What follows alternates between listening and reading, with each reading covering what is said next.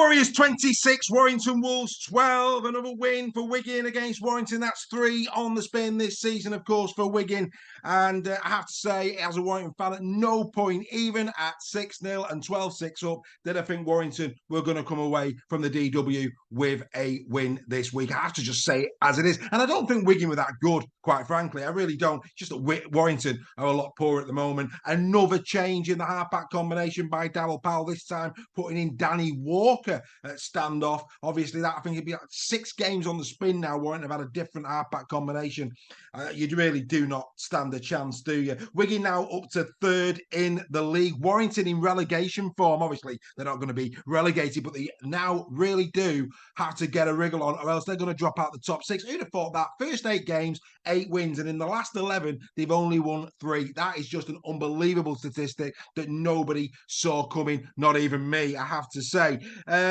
So many different areas. I mean, Vaughan's doing it himself in the forwards for Warrington. Another 127 metres for Paul Vaughan. But, Dill Dudson all season hasn't really performed for Warrington. And in this one, only 59 metres from 8 carries in this one for Gil Dudson. He's been very ineffective for Warrington this season. Cassiano also having a pretty poor game, only mustering, I think it was 86 metres for him.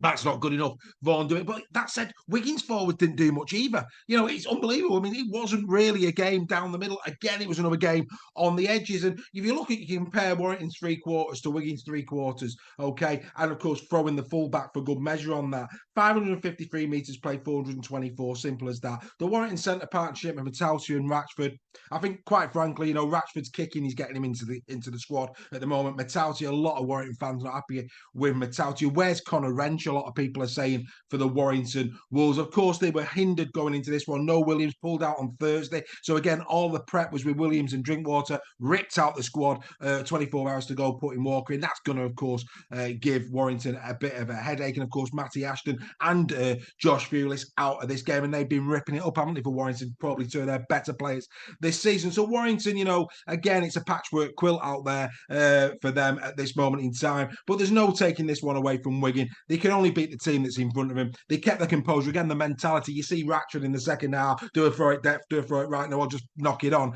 But Wigan just remained composed throughout the game. They've done it time and time again. They don't get rattled. We say this all the time. It's what champion teams do. And they just found a way through. It was as simple as that on the night. 16 tries now for Liam Marshall this season. Bevan Frenchies. I mean, if you're a greengrocer, that wasn't a melon, that was a peach. Oh, yes. Down the left-hand side. Some wonderful rugby league. Warrington trying to put a press on Smith. Smith bamboozles him, gets the ball in motion, and off go Wigan down the left-hand side. Finished off superbly well by Bevan Frenchies, 13th of the season. Of course, Jake Wardle getting another one against Warrington. Got one at the HJ, didn't he, earlier in the season against his former side. He's enjoying life at the moment at the Wigan Warriors. A lot of rumours, actually, that he may or may not be there next year. And we all know that, Toby King's heading back to the Warrington Wolves. But I talk around a lot of rumours around Jake Wardle, I have to say, coming out of Wigan. Is that true? Is it false, Wigan fans? Let us know your thoughts. But, Wigan now, like we say, they're placed 3rd. They're only just behind Lee on points difference at this moment in time. Wigan, can they muster a charge for the League Leaders Shield? I don't know. It's going to be interesting to see. Of course, they have got the Challenge Cup semi-final this weekend. But all in all, this was a really good, solid display from the Wigan Warriors. It has to be said. Well done to Wigan. Bevan French, like I say, 2 tries for him, 126 metres, 8 tackle busts on the day. Bevan French, a try and assist, 86 metres. Bit low that for him. It has to be said. Bit low that one for him. Not his usual standing. Marshall, another 138 metres from Marshall. Like I said, they just did really, really well. And of course, Liam Farrell also going in for his try. Just solid, absolutely solid. You can't knock the Pieters, can you? They just do it and they do it well. Very composed, really good indeed. Warrington at the moment, they just seemingly can't buy a win, but they need to get back on the winning horse as soon as possible. And it might happen in the next round. Of course, this week's break now could be pivotal. Will Warrington bring in new players? A lot of rumours circulating around the Halliwell Jones Stadium. Will Thomas McKaylee be returning for the running? That's right, Thomas McKaylee, went back home because of family issues. There's only a couple of months of the season left to go. Not getting a game in Australia. A lot of rumours that McKaylee might come back for a swan song for the end of the season. I think all Warrington fans would be absolutely delighted if those rumours were true. But we're going to have to wait and see. But certainly, I think Warrington need to bulk up if they're going to do anything. If not, I think, yeah, they might stick around in the playoffs. But are they going to be playoff contenders? Are they going to be contenders for the grand final based on current form? Absolutely not. They've got to start getting themselves back. But I mean, the good thing for Warrington, the same with most teams this season. Warrington had a great start and then they've gone into a bit of a lull. We've had teams doing it the opposite way around. And you know, as Leeds have shown time and time again, it's not about how you start, it's how you finish. So maybe this little downtime, if Warrington can start to build again, who knows? But dear me, so much improvement is going to be required in order for that to be fat. Wigan, you know, I being Wigan, you know, they're going to be in and around it. Again, the field French combination working superbly well in this game.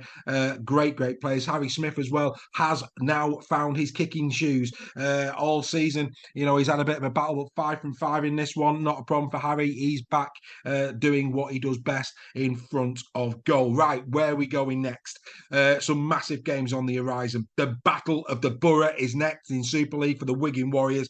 Oh yes, July the 28th, the Lee Leopards come to town. Then they've got Hull KR and Hull FC. 3 home games on the spin for the Wigan Warriors. And you do think that could perhaps give them a little bit of a drive, because then they go to Perpignan for Catalan. If they can go 3 from 3, who's to say that game in Perpignan, which I believe is on Sky, could be a battle for the Shield? It could happen. It could happen. As for the Warrington Wolves, well, they go off to Wakefield when they return before entertaining the Catalan Dragons at home. Then it's Leeds away for them. Like I say, Warrington need to come back from this Challenge Cup break with a little bit of steam in their strides, a little bit of fire in their belly. That's what's needed, or else this whole season is just going to peter out into another farce. It has to be said. Oh, who'd be a rugby league fan, eh? But well done to Wigan. 26 points to 12 winners over the Warrington Wolves. Don't forget to like, subscribe, and we'll see you next time on In the Sheds.